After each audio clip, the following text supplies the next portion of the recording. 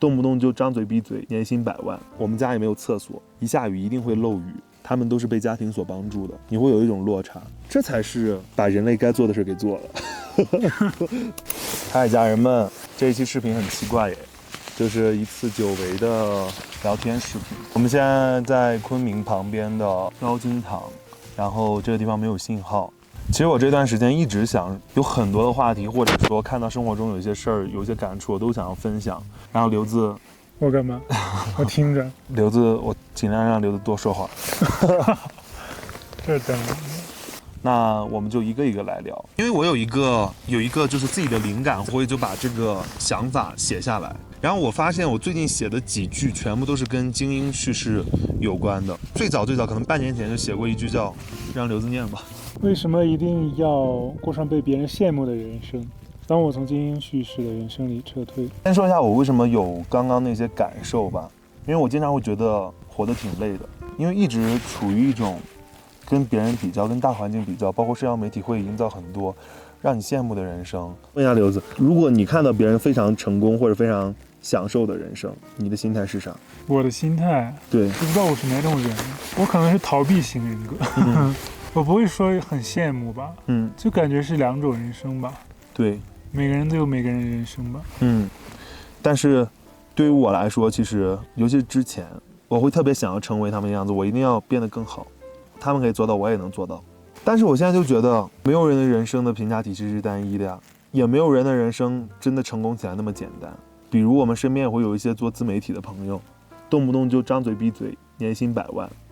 其实兜里有几个米，我觉得大家圈内的人都知道。然后我特别害怕自己成为一种功利型的人生导师的样子，因为我最开始确实是做账号在分享一些怎么写简历，然后怎么找到实习的机会。但后来我就越来越少发这样的内容了，可能更多的是分享一些在工作中的感触吧，因为我觉得经验真的是很容易过期和无效的。是的，而且每个人环境也不一样，也没法复制别人的经历。而且所有人在兜售贩卖的信息都不是100%的，就是推心置腹的坐在这儿跟你讲我是怎么获得这个机会和成功的，那一定是足够亲密的。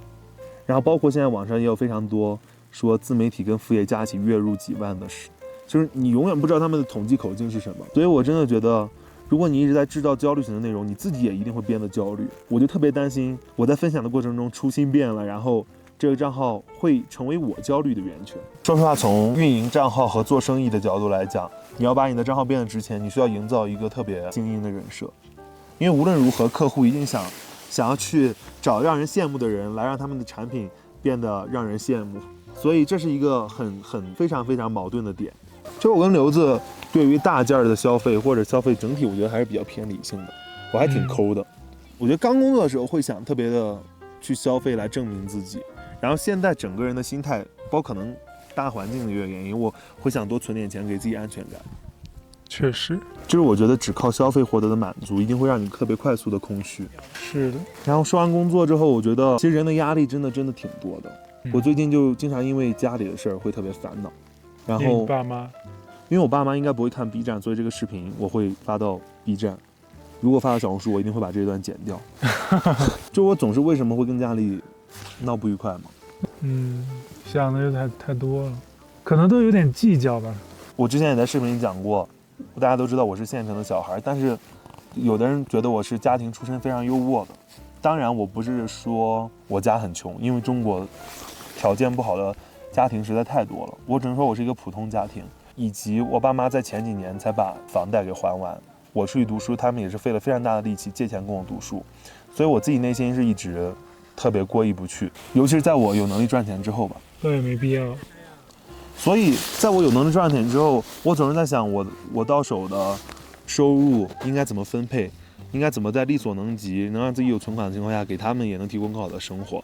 但是中间就会有一些冲突，因为在我的视角里，我并不觉得他们不需要我，以及他们并没有表现出不需要我。所以什么？你感到有很大的压力呗？对，我就觉得自己也挺惨的。是的，觉得自己也挺辛苦的。就是明明在事业刚起步的时候，其实应该多给自己一些储备，然后把精力更关注在自己的身上。但其实我一年还是会回家个4-5次，还是会力所能及的给他们帮助。但是看身边的朋友的时候，其实他们都是被家庭所帮助的，你会有一种落差。也有被家庭掏空的，大家都会羡慕别人的人生，其实我也很羡慕别人的人生啊。我也不想变得有多成功，我也不想赚多少大钱，我只想能有一个没有后顾之忧的依靠，能让我更有安全感一点。但其实我觉得我底层里是特别缺乏安全感的。在视频里没有分享过这些细节吧，就是在我小的时候，我7、8岁之前，我们都是住在我爸单位分配的筒子楼，然后我们家也没有厕所，一下雨一定会漏雨，然后隔音也非常差。我小的时候，我妈就会用一个特别大的胶盆子，质量非常好，她夏天放到走廊里，在阳台上晒热，然后日落的时候我就跳到盆子里洗澡。我觉得我妈吧，还是会在她有限的收入里给我买玩具啊，然后在周末的时候带我骑自行车，带我去公园，然后教我写日记。我的小时候成长环境虽然是就是物质条件很有限，但是我觉得我还是被爱着长大的，所以我也挺感恩的。但是当你一个人走出来的时候，当你决定要去看世界，去更大的地方生活的时候，那种底层的落差感其实会一直存在的。这个是我在尝试消解的过程中。消解不了吧，只能说接受这件事。怎么说呢？就你正常人的话，就像你说的，你要消解这件事，你肯定心里觉得不舒服。就是天生的不平等之类的吧。但是这是正常人反应啊，你不可能把这个负面情绪消解掉的。看到这种差异存在的话，肯定内心是有感触的。对，只能说你接受这件事吧，看淡这件事，不可能把它消除掉。对，就是为什么要分享这些，我觉得也是挺私人的事儿吧。是因为我不想让大家觉得在互联网上，或者说我是一个很标杆就是完美的人生。总有人说，哎呀，你现在工作也很顺心，又有很稳定的关系，然后又能去旅游。当然每个人的收入是不一样的，但是我觉得每个人精神上的充实和幸福感也是非常不一样的。尤其在你身边接触了非常多人之后，我身边也有非常物质很充足的朋友，也有非常家庭的积累非常充分的朋友吧。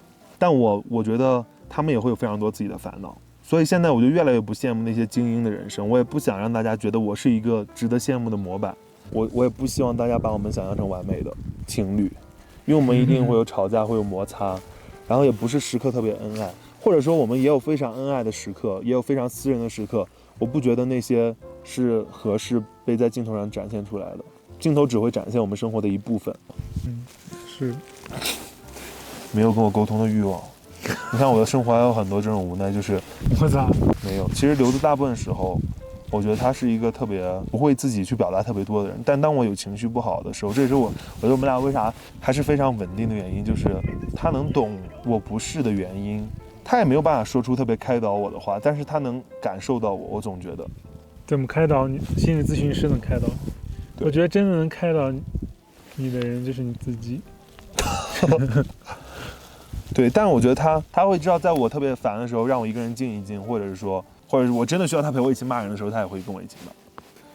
所以我觉得找伴侣真的，异性恋伴侣也好，包括同性 couple 也好，我觉得三观一致，或者说有共同的成长经历，这点才是最重要的。很多东西从观念上底层要改变对方还挺难的。是的，就是以后想过什么样的生活，更想要的生活的样子是什么？让刘子谦说，10年后你觉得比较满意的生活状态是什么样的情况？10年后比较满意生活状态，10年很快就10年了。对，我现在阶段是稳定吧。对啊，稳定是最难的，所以大家都想追求稳定。之前我会想说，一定要拿出1-2年一直待在国外生活，但我现在可能不是说被刘子改变了，会更像刘子之前的想法一样，可以短居在那儿，可能几周也可以，通过读夏校或者是休假的方式，就像我们这一次在昆明住1周，我都觉得是一个很深度的体验了。我还是不想放弃去探索世界的这个机会，但是我会想说，确实买房，如果在它作为一个合理或者是值得的投资项目，或者是不亏钱的时候，还是想要有一个自己的房子，比较传统的想法。有个家，有家那种安稳感是不一样的，不是？对，安全感。怎么说呢？我觉得这个观点其实也是被社会和家庭灌输、强制灌输、驯化的。买房是刚需或者怎么样？所以说这个刚需到底是什么呢？是你没地方住了吗？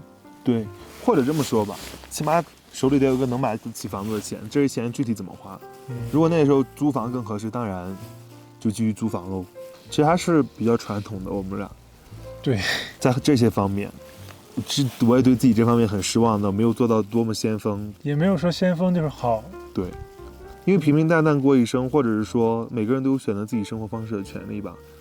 就是尤其是作为少数群体，不是一定要非常有钱、非常会买奢侈品才配当同性恋，也不是一定要身材练出8块腹肌才配当同性恋，也不是一定要去读哈佛、剑桥才能当女同性恋。每个人都在追求一种让自己有活着感知的东西。我身边也有一些哪怕在这种情形下还在坚持做公益的朋友，我觉得他们也非常伟大。当然也会有矛盾，但 it's okay， 因为你在选择什么时候就证明你在拥抱一种你想要的生活了。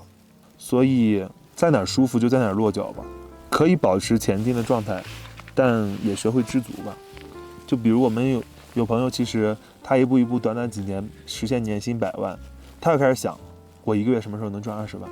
我想说这样的追求你永远没有办法停下来享受的。就还有一句话，就前段时间我写给自己的，我说我没有爱我的每一天，我把个别日子当解药。我觉得这种状态可能是大多数的状态，但是当然最理想的状态是你一定要爱自己的每一天啊。是，你总会让自己有一个期待吧。再说回来，之前那种我们出去玩旅游，总会在这个前1-2个月的时间想好下个假期到底去哪玩，让自己有个盼头。对，让自己有个期待，以及在玩的过程中，那种放纵的消费或者是说享受，还是带来的不一定是充实的感觉，可能是更多的空虚。今年国庆我一刷朋友圈，所有大厂人像集邮一样遍布世界各地，全球了。对，就一定要拍出最模板化的照片。但其实你知道的，大厂里的人牛马，每天在窝棚里那种生活状态，一定要靠这些假期释放咯。我最近状态特别好的原因，是因为我最近又在看一些纪录片啊，看看电视剧啊，看书，看看电影啊，看书啊，走动走动，跟不同的人聊天。这几天，我真的觉得，这才是把人类该做的事给做了。这样想来，我觉得这几天也挺开心的吧。觉得聊到这儿也差不多了。虽然这视频刘子没怎么说话，我是道具，拥抱大自然的感觉很好。然后也非常感谢大家能把这个视频看到现在，一些自己的碎碎念跟啰嗦，也希望大家能陪我们干嘛？见证还没有到来的人生。那我们今天就到这儿，下期视频再见。拜拜。